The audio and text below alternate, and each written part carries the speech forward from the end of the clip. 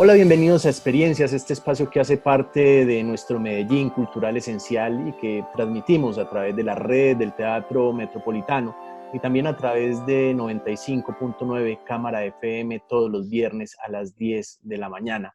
Hoy con Alejandro Posada, nuestro gran director colombiano que se ha encargado de abrir camino para muchos de los músicos en Europa, que fue el primer director colombiano en ser titular de una orquesta en el viejo continente y que ha tenido una historia pues, muy ligada al teatro metropolitano, desde la Filarmónica, la Sinfónica de Colombia, Castilla y León, ahora con Iber Academy, con nuestros conciertos de aniversario, en fin, ha sido una historia bien grande y queremos precisamente hablar con el maestro. Buen día, ¿cómo estamos? Juan Carlos, muy buenos días. Gracias por invitarme. Maestro, ¿cuántos años de director? Uy, digamos que desde que me gradué, a ver, hagamos el cálculo, fue en el 90, ¿no? 30, 90, ¿eh? 30, 30 años. desde que me gradué, pero yo trabajaba ya, digamos, antes con la orquesta de Pressman y con la de Baden, y había dirigido la Filarmónica antes de irme a estudiar, o sea que 35 años.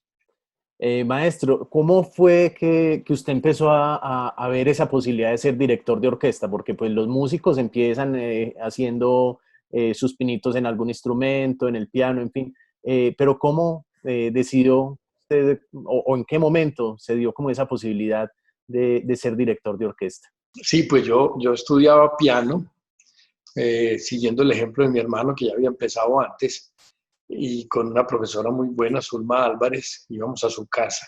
Ella nos motivó mucho, digamos, con la música. Ella misma desde el piano nos enseñó el solfeo, la teoría, y luego pasamos a Bellas Artes.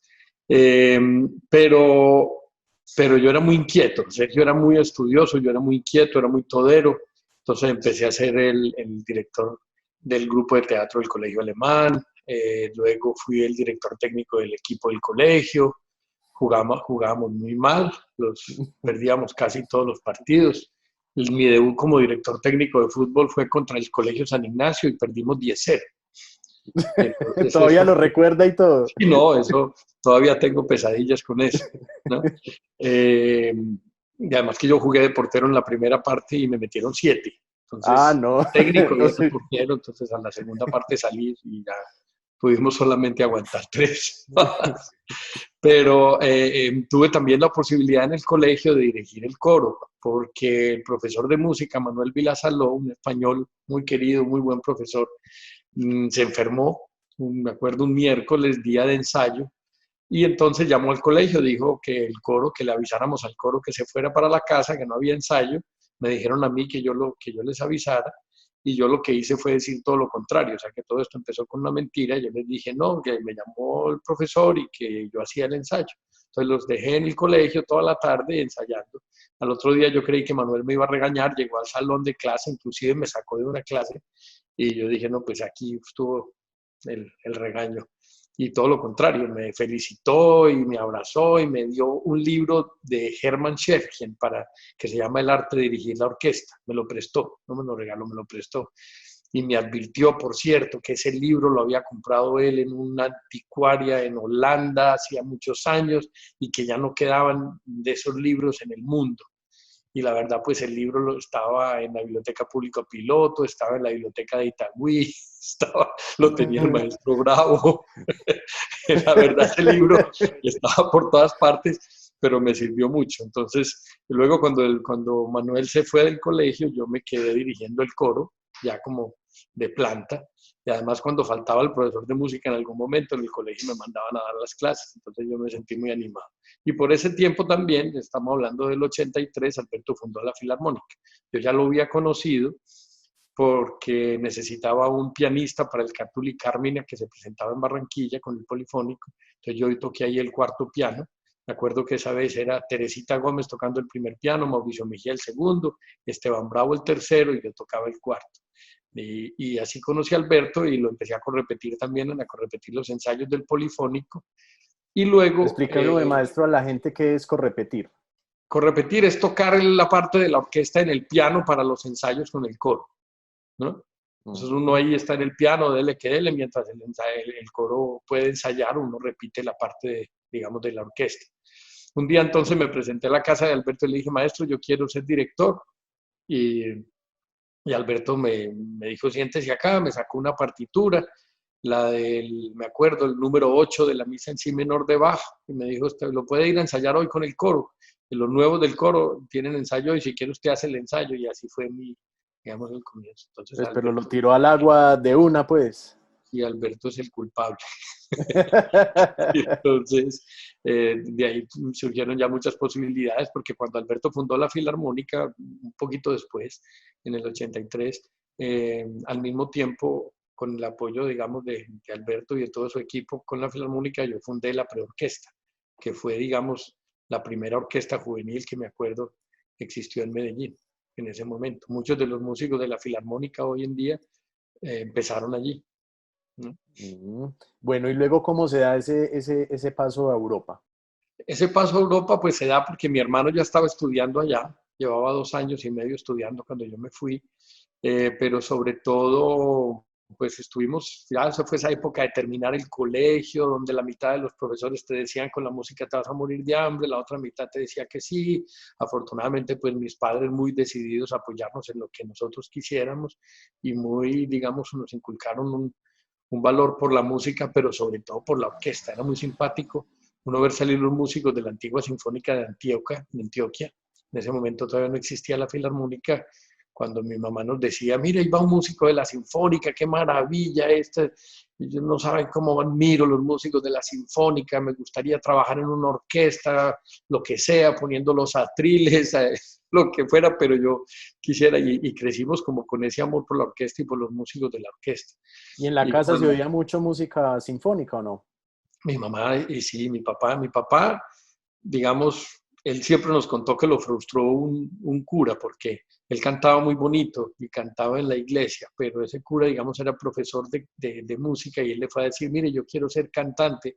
Y le dijo, no, Arturo, tú tienes muy buena voz, pero muy mal oído. Entonces lo frustró, pero él al final, digamos que empezó a tocar algo de guitarra en su momento, acordeón.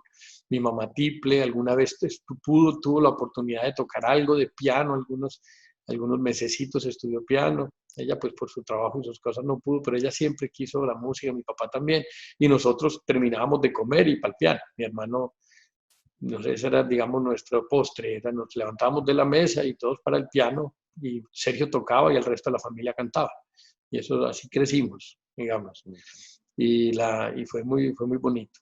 Y ya, digamos, metido en todo esto, te lo conté, la oportunidad de dirigir la Filarmónica, digamos, la profesional, antes de irme a estudiar, que eso para mí fue una sorpresa enorme, ¿no? Eso, digamos, que si ya cerró todo, digamos, ya ahí no me podía arrepentir, porque ya estaba muy motivado. Y ya me fui para Viena porque Sergio estaba allá. ¿Y cómo fue esa llegada a Viena? Fue la verdad muy traumática, como de película. El día que llegué, Sergio me contó mientras íbamos, que Sergio vino a Medellín y nos regresamos juntos, o nos fuimos para Viena juntos. Y mientras íbamos en el vuelo, Sergio me contó, pues primero que no tenía apartamento, que había tenido que entregar el apartamento, que tenía las cosas en cajas, que le habían prestado un apartamento de una señora que fue como una hada madrina para nosotros, la señora Botzek, pero que nos teníamos que ir de ahí. Y cuando llegamos, era el día de esos días que sale por la prensa, el día más frío, de más nieve en los últimos 50 años. A mí me tocó conocer la nieve no de manera vertical, sino horizontal. O sea, la nieve iba contra mí siempre cuando llegué a Viena. Era tal la tormenta de nieve que venía de forma horizontal. Y cuando llegamos al apartamento habían cortado la luz, el gas, y entonces pues te puedes imaginar lo que El pasaba. Creo que el frío, gas, la luz no, claro. o sea que no había agua caliente. Me acuerdo que Sergio me invitó a comer esa noche a una pizzería y yo vi la cosa tan trágica que me puse a llorar ahí en el restaurante y en qué me metí, qué es esto tan horrible. Pero digamos, al otro día conocí al gran amigo Juan Alonso Mendoza, que es ahora trabaja en el Reina Sofía, director artístico allí en Madrid, y él me prestó la ducha para poderme bañar al otro día, porque nosotros pues teníamos agua helada y agua helada en invierno es imposible. Y ahí lo conocí y me llevó al conservatorio. Y el choque más fuerte, digamos, fue el nivel, porque uno en Medellín hacía mucha música, tocaba mucho piano con mi hermano, con mis amigos, toqué inclusive de solista con la Filarmónica dirigiendo a Alberto, pero estudiaba muy poco, la verdad. Y estudiaba muy poco lo que sé. Yo no tenía ni idea qué se necesitaba para un examen de admisión, cuál era el nivel, qué había que estudiar. Y entonces yo me encontré cuando llegué a Viena que no sabía prácticamente nada de lo que me pedía. Tenía que escribir una fuga, tenía que escribir unos corales, tenía que hacer unos exámenes, digamos, de oído muy, muy difíciles. Entonces me tocó prepararme muy fuerte, digamos, de atrevido. Hablé con los profesores, me dejaron ir a clases sin inscribirme a la universidad esos primeros meses. Estaba terminando, yo llegué en marzo, o sea que estaba terminando el segundo semestre para ellos. Y ahí aproveché, conocí gente que me ayudaron y me preparé 20 horas al día. Yo dormía muy poquito, preparé el examen de admisión que se presentaba después en octubre. Maestro, ¿y quiénes son esas personas que le ayudaron en esos inicios? Pues eran músicos, compañeros de mi hermano, también, digamos, los colombianos que conocí en ese momento. Me acuerdo que Juan Alonso me ayudó mucho. Yo pasaba donde Juan Alonso todos los días y me hacía exámenes de oído en el piano, tocaba notas y yo digamos, las identificaba. Tenía también, pues, los profesores en ese momento que me aceptaron como alumno no regular de la universidad. Entonces me enseñaron la fuga, me enseñaron digamos, todo lo que necesitaba saber de contrapunto y de armonía para poder presentar el examen de admisión. Y solito estudiando piano como loco. Muchas horas, muchas horas de piano, porque los choques más fuertes para mí es ver que las compañeras de solfeo, digamos, una coreana de jovencita de 18 años, tocaba el tercero de Rachmaninoff y lo que quería hacer ella no era pianista, sino compositora, o un niño de 16 años que acaba de tocar el Brahms para violín con orquesta. Y pues entonces me di cuenta de este nivel está muy alto, ¿qué hago? Entonces me tocó clavarme a estudiar. Digamos que ese sentimiento que tenía en ese momento, como ese susto y digamos, de no conocer la realidad de por dónde estaba el nivel al que me tenía que enfrentar, ahí fueron, digamos, los inicios de Iberacademy, que ya luego más adelante hablaremos, ¿no? Bueno, y cuando llega ese momento en el que le ponen el, el, el nombre, le clavan el remoquete de maestro y se para al frente de una orquesta, pues cuando ya uno se para al frente de una orquesta por algo, porque algo sabe, ¿cómo fue ese momento y qué sintió al estar parado al frente de esa primera orquesta? Pues yo creo que uno se debe a todas esas oportunidades, y esa primera oportunidad que me dio Alberto, tan tremenda, porque es que soltarle a un muchachito jovencito que nunca dirigió una orquesta, soltarle un concierto oficial, en ese momento era en el Palo Tobón, que son esas cosas que sueña uno cuando está eh, faltando 2 o 3 minutos para dormir, que pone la cabeza en la almohada y empieza a soñar en cosas imposibles. Yo soñaba eso, yo soñaba, uy, ¿cómo será allí en el Palo Tobón un concierto y con la orquesta y tal? Y eso se me dio antes de salir. Entonces ya eso, digamos, fue un reto. Digo, ya aquí fue, no tiene marcha atrás, y fue muy impresionante. Luego fueron muchos digamos, los retos y las oportunidades que se me fueron dando durante el estudio, inclusive de dirigir, de ir a concursos. Empecé a trabajar con la orquesta de Pressman, una orquesta amateur de personas muy mayores que me enseñaron un montón. Con ellos estuve 5 años. Luego dirigí una orquesta mejorcita que era la orquesta de Baden, ya una orquesta semiprofesional, con ella estuve 2 años. Y luego tuve que trabajar con la orquesta Mozart en Viena, que también, pues, eso sí era de mucho nivel, porque eran músicos de la Filarmónica, de la Sinfónica, de la Baja Austria. Eh, pero digamos que eso fue siempre como un reto, y pues, ¿qué más vamos a hacer? Ya estamos metidos en esto, pero ese dolorcito de estómago antes de un ensayo, antes de uno conocer la orquesta, o sea, la primera vez que uno trabaja con una orquesta nueva, y siempre es ese dolorcito de estómago que es lo único que le quitaría yo a esta profesión antes de eso. Pero ha sido un retos muy bonitos, y la verdad me ha dado la oportunidad de conocer mucha gente y mucho mundo, que es, digamos, lo que más valoro de esta profesión. Maestro, y pues llega ese momento y ya de estar al frente de una orquesta, la gente cree pues que es simplemente el director pararse a mover una batuta, pero expliquemos de pronto un poco más el quehacer de un director. qué hay desde lo administrativo, desde la parte de los ensayos, desde la parte hasta humana. Pues, y creo que es uno de los músicos que más estudia de toda la orquesta, porque tiene que saberse los papeles de toda la orquesta para poder dirigirla. Sabes que estos días tuvimos una charla dentro de esto de primera persona que estamos haciendo con Liber Academy. Tuvimos una charla con Antonio Papano, que es el director del Covent Garden y de la orquesta Santa Cecilia de Roma. La moderó Roberto González esta charla y fue tan interesante porque decía todo esto que me estás preguntando. O sea, ¿qué tiene que ser un director? Y la verdad, pues yo le digo a mis alumnos, yo enseño en la Universidad de AFIT Dirección, le digo a los alumnos que esta es una profesión muy rara, muy rara, muy rara, muy completa, digamos, en el sentido que tienes que tratar de saber de todo, pero no sabes de qué lo que vas a necesitar, porque el 90% del trabajo es muy humano. Entonces uno dice, bueno, tengo que aprender a conocerme yo mismo, tengo que aprender a conocer las personas, tengo que saber cómo reaccionan, tengo que saber cómo llegarles, cómo convencerlos, cómo motivarlos, tengo que tener además como una autoridad sobre ellos. Y papá nos decía que la autoridad se llega, digamos, la forma más genuina de tener autoridad es con el conocimiento de la partitura, el conocimiento de lo que quiere hacer, estar muy convencidos. Al final, la dirección de orquesta son muchas cosas, pero esencialmente, digamos, desde la parte práctica, es otro intérprete más, como una persona que se sienta al piano y tiene que tocar. La orquesta es humana, pero está al servicio, digamos, de una partitura, de un compositor que escribió algo, a veces un par de siglos antes, y uno se sienta ahí con la orquesta, junto con la orquesta, en alianza con la orquesta, a recrear esa música. Pero uno al final uno está tocando eso, y la orquesta, digamos, es ese instrumento muy humano que le permite a uno transmitir ni siquiera lo de uno, sino lo de otra persona. Entonces hacen falta un montón de elementos allí, como, digamos, desde la preparación, pero también una técnica de dirección, unos conocimientos, digamos, de la historia, de qué sentido tiene esa obra, el compositor que nos quiso dejar, no nos quiso dejar un montón de noticas blancas y negras, corcheas y semicorcheas, sino que nos quiso dejar algo, un mensaje. Papano también hablaba que la música es todo expresión, es expresividad, hay algo que contar.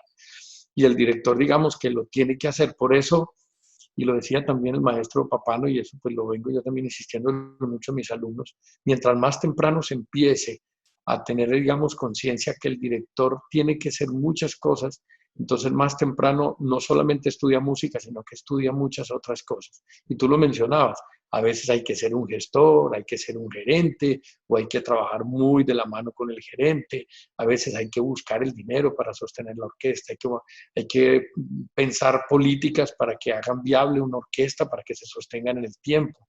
A veces el director es el que ayuda a fijar las políticas inclusive de una ciudad, como me tocó en España, de, de educación y del funcionamiento de un teatro. A veces a uno le toca, digamos, ayudar para que en la ciudad se viva el teatro que tiene que existir y tenga que, perdón, y que exista una orquesta para que sea el asiento de los profesores que tienen que existir en una ciudad. Es el caso, digamos, de Medellín. Medellín tiene que tener una orquesta como la Filarmónica, por ejemplo, y la orquesta de AFIT para que existan los profesores que enseñan en las universidades, que enseñan en la red, que enseñan en Bellas Artes. Si no, sería imposible. Pero al director le toca muchas cosas fuera del podio. Y ahí caemos en una historia, y es la historia suya con el Teatro Metropolitano, que ha sido un cómplice, ha sido un protagonista de muchos de esos proyectos que hemos realizado conjuntamente. Hábleme un poco de esa relación con el Teatro Metropolitano. Esa relación, te cuento que el recorrido que teníamos para el colegio era muy largo. El colegio, pues, estaba en el colegio alemán, está en Itagüí, y si ahora a veces parece lejos, te imaginas lo que era eso hace no sé cuántos años ya, ¿no? Pero me acuerdo que pasábamos por la autopista, yendo ya a la recta, después de una hora en el bus, y pues yo no veía la hora de pasar por el frente del Teatro Metropolitano que lo estaban construyendo.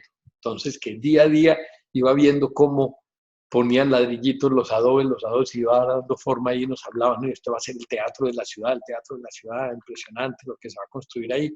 Imagínate yo en ese momento que iba siquiera a soñar, luego dirigir un concierto con la Orquesta Sinfónica de Colombia, con la Filarmónica de Medellín, o traerme la orquesta que tenía como titular en España para para celebrar uno de los aniversarios. Entonces, he estado muy ligado desafortunadamente, pues se inauguró cuando yo estaba estudiando en Viena, no pude asistir a ese primer concierto, pero lo seguí. Y afortunadamente hemos podido tener, digamos, como mucha complicidad con las directoras y ahora más que nunca con María Patricia en estar pensando, porque a Patricia la conocí yo inclusive cuando trabajamos juntos en la Filarmónica de Medellín y ya íbamos ahí al teatro, pues ya teníamos ahí las oficinas en el teatro y luego hemos sido, digamos que, cómplices en planear cosas, en estrategias, conciertos, locuras que se nos han ocurrido y que se le han ocurrido a ella y que lo hemos podido realizar. Entonces, los conozco a todos ustedes hace muchos años y cuando llego al teatro es como llegar a la casa, es muy simpático y además esa amabilidad que tienen todos ustedes con uno y con las personas que se presentan y siempre nos sentimos pues como en casa, es muy bonito. Y sobre todo el recuerdo que tengo del teatro son esas emociones después de grandes conciertos, como el público se va atrás y transmite lo que fue, no solamente con el aplauso, sino que se invaden la parte de atrás del escenario. Digamos, el teatro ha sido como de la familia toda la vida, como un hermano más, ¿no? ¿Cuál ha sido el momento más feliz que ha vivido en nuestro escenario? Que recuerde Ay, es así, que que le yo venga a no la me cabeza. acuerdo. Son tantos, pero tú me preguntabas por digamos, cuando yo regresé de estudiar, tuve una relación muy estrecha con la Sinfónica de Antioquia anterior, digamos, la que se acabó, no sé, unos años después, no me acuerdo exactamente la fecha, inclusive juntos, Teatro Metropolitano, planeamos tantas cosas, allí se dio la reunión cuando quisimos hacer una unión de esfuerzos de orquestas en Medellín, pero sobre todo allí fue el primer concierto con la Sinfónica de Antioquia muy emocionante, con Luis Prats de solista, después de estudiar en Viena, pero ni siquiera pues al final de los estudios, sino mientras estaba haciendo los estudios en Viena. Y con Jorge Luis Prats, Variaciones Enigma, tercero de Prokofiev, teatro lleno, y pues para mí imagínate lo que era aquello. Pero han sido tantos los conciertos bonitos, me acuerdo cuando llevamos la Orquesta Sinfónica de Castilla y León, que empezamos el ensayo y el público estaba al teatro, no sé, a la mitad en el ensayo, una cantidad de gente viendo el ensayo.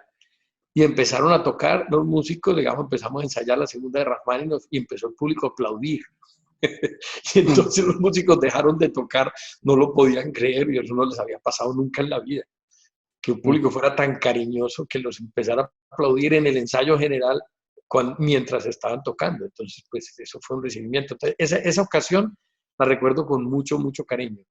Pero también me acuerdo una vez que hicimos el Carmina Burana como 3 o 4 veces con Filarmónica de Medellín, un montaje muy loco que se pensó Alberto, y yo lo dirigí con una torre enorme donde estaban los niños allí sentados. Allí fue donde conocí la que hoy en día es mi esposa, Magdalena Tamayo. Lo que pasa es que en ese momento estaba cantando en el coro de niños, todavía pero sé que ahí la conocí, pero no fuimos novios hasta muchos años después. Que valga la aclaración. Valga la aclaración, pero justo en esa torre, en ese montaje, digamos, fue cuando la conocí a ella. Me acuerdo que eso fue muy emocionante, esas 3 o 4 versiones del Carmina Burana lleno a tope, que me acuerdo que me tiré a una bañera, creo que horas y horas y horas, a ver si era capaz de relajar los brazos, que ya no podía más del cansancio. Fue muy emocionante esos conciertos en el Metropolitano. Y también otra última cosa, te cuento de las cosas emocionantes con el Metropolitano y con María Patricia, que nos ayudó tanto a hacerlo, que éramos, digamos, como socios en esto. Era la serie de conciertos didácticos que hacíamos en ese momento, que se llenaba el teatro de buses, llegando unos niños, se iban, llegaban otros, y era muy emocionante ver ahí en el foyer del teatro esa cantidad de niños de todos los colegios, de todas las clases sociales, esperando a ver el concierto. Eso era muy bonito.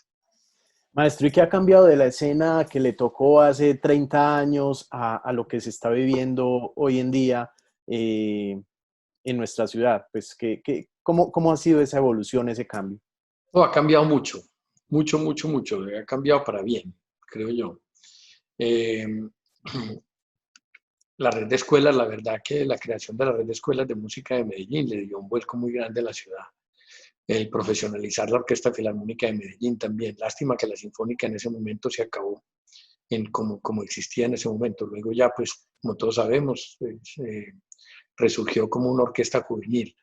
En ese momento la Sinfónica de Antioquia tenía unos profesores geniales, tenía unos músicos muy buenos, pero era una orquesta muy pequeñita. Entonces me acuerdo que en ese momento para hacer una primera de Mahler o para hacer una sinfonía de Tchaikovsky tenían que venir músicos de Bogotá, tenía que venir mucha parte de la Filarmónica de Bogotá a acompañar a la orquesta, si no, no podíamos hacer en Medellín obras grandes. Hoy en día en Medellín, por favor, casi que todas las sinfonías de Mahler, con excepción de la octava, Shostakovich, Consagración de la Primavera, inclusive con las orquestas juveniles, ¿no? Se puede hacer un repertorio que en aquella época era pues solamente soñar en él.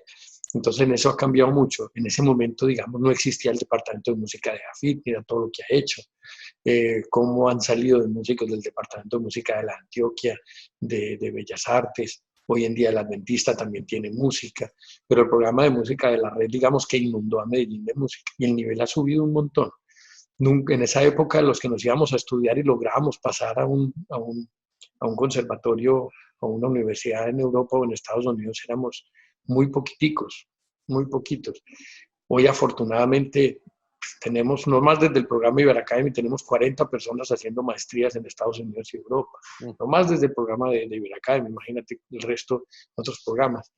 En ese momento era muy difícil aquello, eso ha mejorado mucho. Y en Medellín ya tenemos, gracias al teatro, tenemos una temporada de música de cámara impresionante, vienen unos artistas que yo diría que si lo ve en París, véalo en Medellín, si lo vio en Berlín, no se lo pierda en Medellín.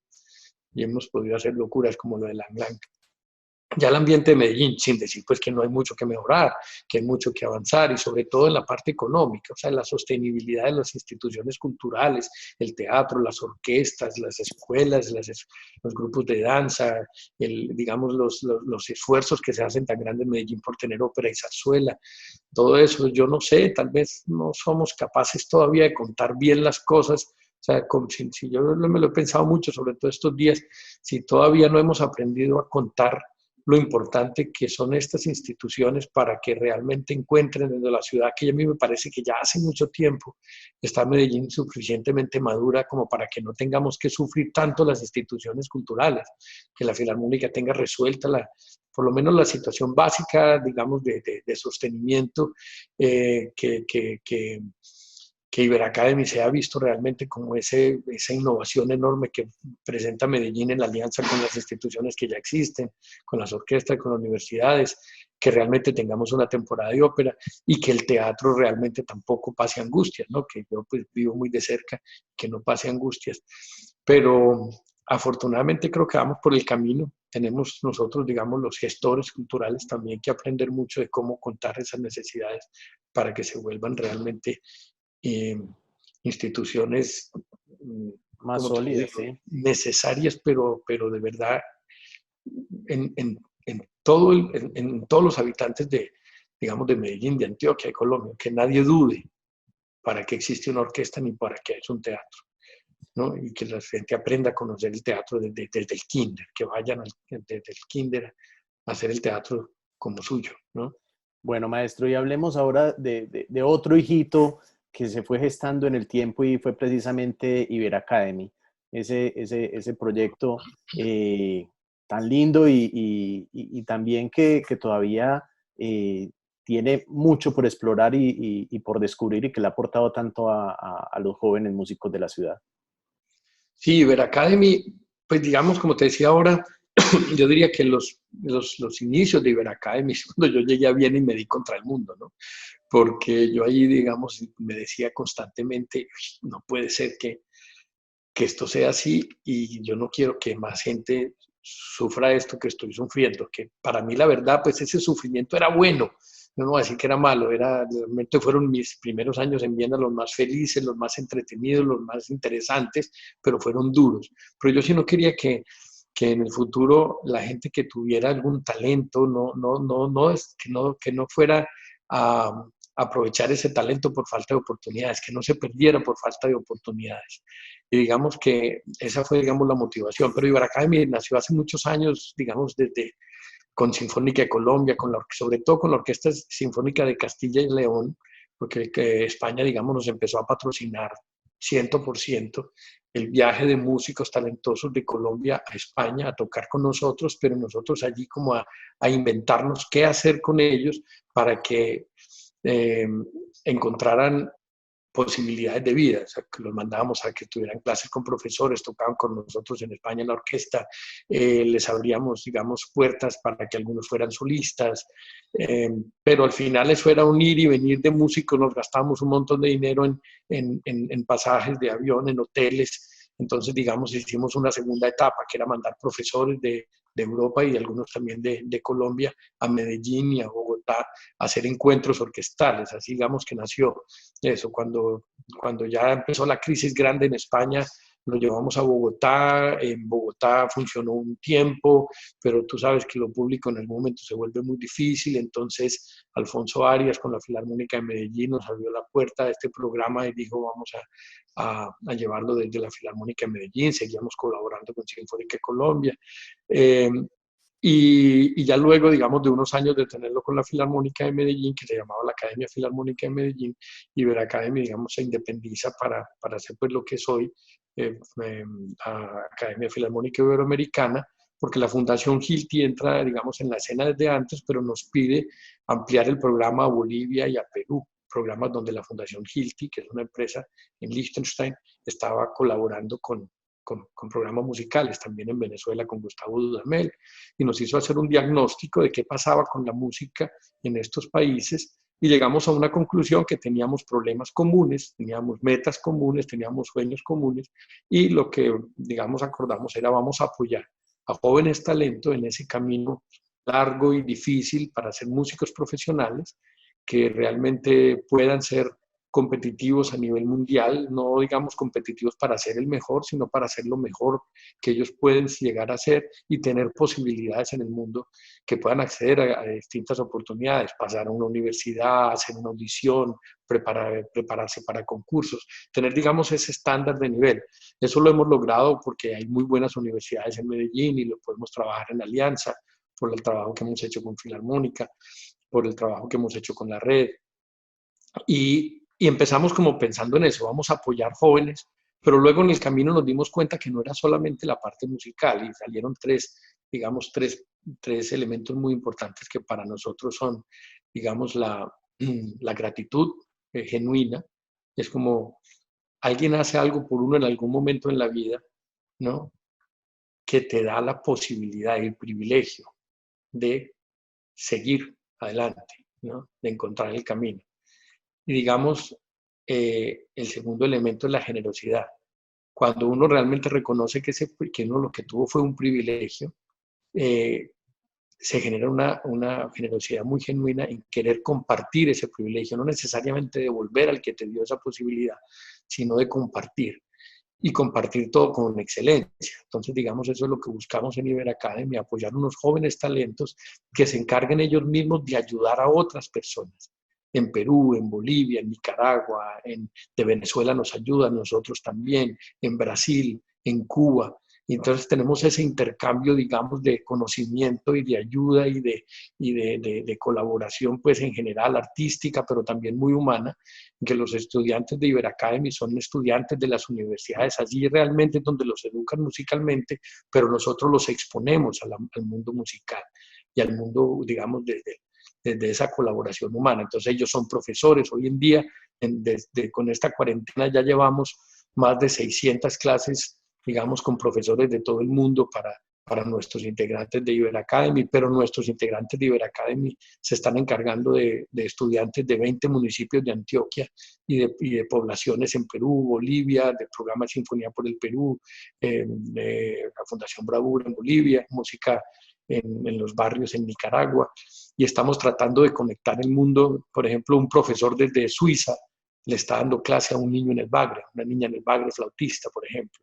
Eso, pues esto gracias a la cuarentena y a la tecnología, pero digamos que esa es la labor de Iberacademy. Mientras los músicos se están formando para ser parte del mundo, de ser parte sana, volverse líderes ejemplares, personas ejemplares en la sociedad por medio de la música que encuentren el camino para servir.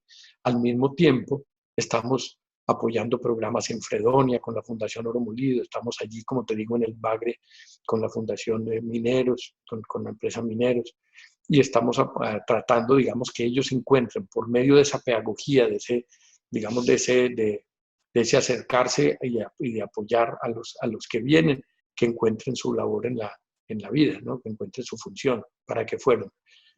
Eso es, Bueno, digamos, maestro, ¿y qué lo hace más feliz? ¿Estar al frente de una orquesta o participar en esta serie de proyectos pedagógicos de ser cómplice de la carrera educativa de un músico joven? es que con Iber Academy hicimos muñona, ¿sabes? Porque con Iber Academy tenemos todo. Ese hace parte, digamos, de tan satisfactoria de ver cómo crecen, de ver cómo hoy en día tenemos esa cantidad de músicos apoyando programas sociales y programas jóvenes, pero también tenemos, digamos, personas que van alcanzando unas metas increíbles, concursos internacionales, Joseph, por ejemplo, de Urrao, Ana Patiño, que ganó el concurso de dirigente en Fórum en Alemania, eh, pero sobre todo tenemos una gran orquesta. En Iber Academy tenemos una gran orquesta que nos da satisfacciones enormes. Hemos tocado con la Filarmónica de Viena, hicimos un side by side, o sea, nos juntamos en el 2015 con ellos, abrimos el Festival de La Habana hace unos años, el año pasado estuvimos en Canadá e hicimos una gira enorme de un mes por Europa, tocando en grandes festivales y fuimos invitados, digamos, fuimos invitados a Viena a tocar Beethoven, a Lucerna a tocar Mozart, a Salzburgo, en la casa de Mozart nos invitaron a tocar Mozart, y eso ha sido muy bonito. Entonces la orquesta suena genial, los grupos de cámara están por todos lados, tenemos unos ensambles preciosos como el Quinteto de Metales, que es un embajador también. Tuvimos la oportunidad de estar en Salzburgo hasta principios de este año, con varios músicos haciendo música, recibiendo clases. Entonces, como te digo, es moñona, lo tenemos todo ahí, digamos, con Iber Academy. Hacer música, tener una buena orquesta, pero además tener este programa de fomento a los jóvenes. Maestro, y realmente en Colombia hay mucho talento, o sea, ¿hay un talento innato o esto se debe, todo esto que está pasando en la actualidad con la música en Colombia, se debe a que hay más posibilidades de educación o que realmente hay un talento innato de los jóvenes? Yo no creo que haya nada químico, especial o físico porque nacimos en Latinoamérica que nos hace más o menos talentosos. Yo no soy de esa creencia, digamos, en el mundo creo que todos tenemos talentos para algo, ¿no? Para algo. Lo que tú dijiste ahí al final es lo que yo sí creo que es lo que está pasando, digamos, se están dando más oportunidades, estamos más expuestos hoy en día a mejor educación musical, a conocer más del mundo, a esa experiencia musical que es lo que nos va enseñando. A mí sí me sorprende enormemente encontrarme en San Vicente Ferrer, por ejemplo, que es un programa que apoyamos muy bonito, el de la Escuela de Música de San Vicente Ferrer, pero allí conocí a un trompetista muy jovencito, 10 o 11 años, que uno dice, este muchacho, ¿cuándo pudo tocar la trompeta de esa manera? Entonces son unos talentos impresionantes. O Tomás, por ejemplo, del Carmen de Viboral, que es una persona increíble para el violín y es una disciplina increíble. Claro, hay mucho apoyo allí. Entonces uno diría, no, que Colombia está llena de talentos, y la verdad que sí, pero creo que otros países también. Lo que tenemos que hacer en Colombia es, no, y en el Bagre no te imaginas los talentos que hemos encontrado. Lo que tenemos que hacer es que estos talentos realmente le sirvan a la sociedad. No tienen que ser músicos famosos, que por allí no es donde, no tiene que ser eso, por allí no es donde, digamos, se mide realmente el valor de la música en una persona. El valor de la música en una persona es medible de muchas maneras, pero que una persona puede utilizar el talento, digamos, ese amor que le tiene a la música, esas ganas de hacer música, que lo puede utilizar para servirle a los demás, es lo que buscamos con Iber Academy, ahí es donde rescatamos talentos. Mi esposa me hizo caer en cuenta una cosa, digamos, muy interesante, que rescatar talentos o sea, si no se rescata el talento, es muy peligroso, ¿no? Digamos que en este momento nosotros los médicos nos han enseñado desde hace muchos años, no solamente ahora con la cuarentena, que salvan vidas, pero salvar talentos también es salvar vidas. Digamos que una persona que no está haciendo para lo que tenía que hacer en esta vida. Es una persona que es muy fácil que se le gane para la violencia, para la guerra, ¿no? Pero una persona que realmente encuentra su objetivo de vida. Si era músico, es un músico. Si era por el lado de las letras, el lado de las letras. El arte es un camino que es difícil encontrar esa, digamos, se encuentra muy fácil la vocación, pero es muy difícil encontrar el camino. Necesita definitivamente el apoyo de alguien, de una institución, de una persona, del medio, para que se pueda desarrollar. Un artista en el bagre, si no se le da una mano, se murió ese artista, ¿no? Y pudo haber hecho mucho en la vida con ese arte que tiene. Ujú. Bueno, maestro, y ya para finalizar, le estamos preguntando a todos nuestros invitados, para usted, ¿qué es esencial? ¿Qué es lo esencial en este momento que estamos atravesando tan especial de la humanidad? Yo creo que ha dicho mucho, pero esto es, en música, y se hablaba, inclusive Héctor Abad escribió hace poquito una cosa muy bonita sobre el silencio. Gonzalo Espina, él lo menciona, y que Gonzalo Espina le dijo que el silencio hace parte de la música, ¿no? Pero él escribió que si nos quedamos en silencio, pues no hay música, ¿no? Pero tenemos que aprovechar este silencio como un intermezzo en música, ¿sabes? Esto es un momento en el medio de donde han salido grandes cosas en la humanidad. Hay intermezos preciosos en la ópera.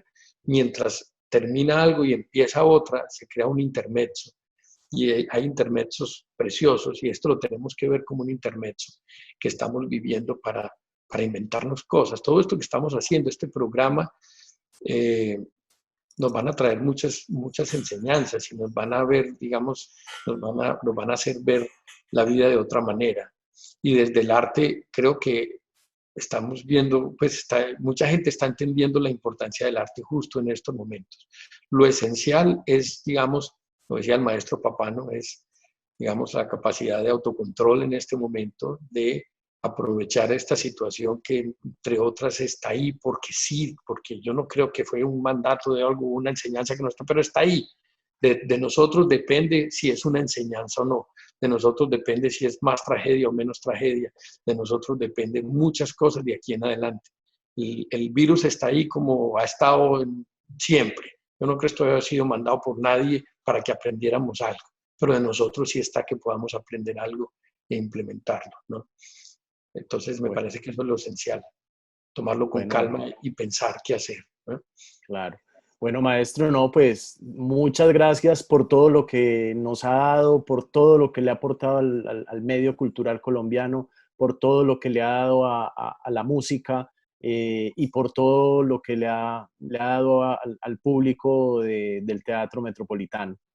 No, gracias a ti, gracias al teatro, a Medellín Cultural, a Patrick, que le tengo tanto cariño. Muchas gracias por invitarme a este programa y darme ese privilegio de compartir con ustedes estos minutos. Muchas gracias, Juan Bueno, Carlos. hasta la próxima y lo esperamos muy pronto en el escenario del teatro.